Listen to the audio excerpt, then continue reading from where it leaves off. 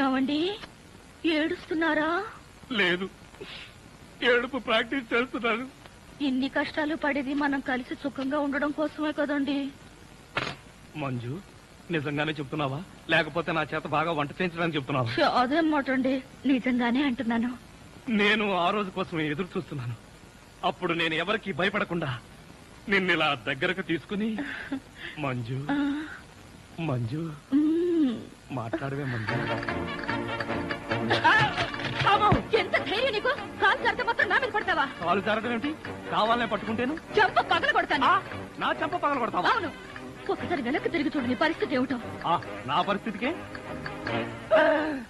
Sorry madam, తప్పైపోయింది. జీవితంలో మొదటిసారి కాలు జారి మీ మీదే పడ్డాను. చెప్పిన సారీ చాలు గాని బుద్ధిగా పంచే. అలాగే.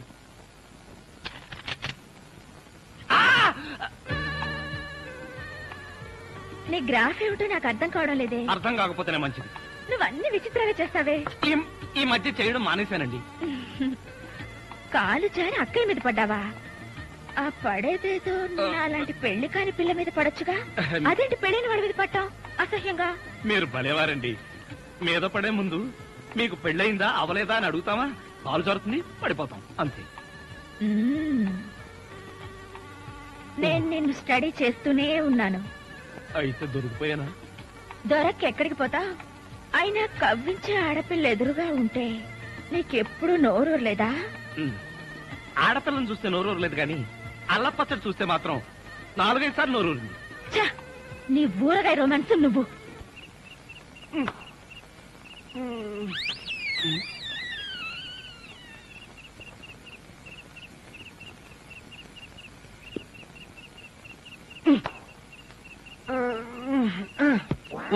నిన్ను ఏంటి? నేనేమన్నా నీ కట్టుకున్న పెళ్ళాను అనుకున్నావా? ఏంట్రా కాళ్ళేయడం?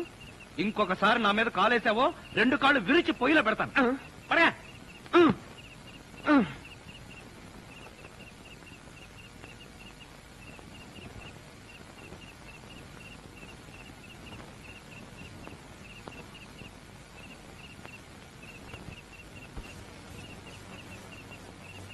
నిన్ను చంపేస్తాను రే. అయ్యో బాబోయ్,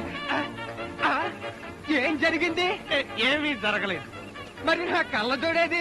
ఎలికలు ఎత్తుకుపోయాయి. నేను వెతికి పట్టుకొస్తాను, నువ్వు పడుకో. నాకు కళ్ళజోడు లేకపోతే నిద్ర పట్టదే.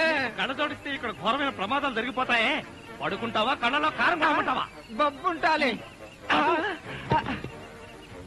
ఇంత చల్లగా ఉందేంటి ఇక్కడ?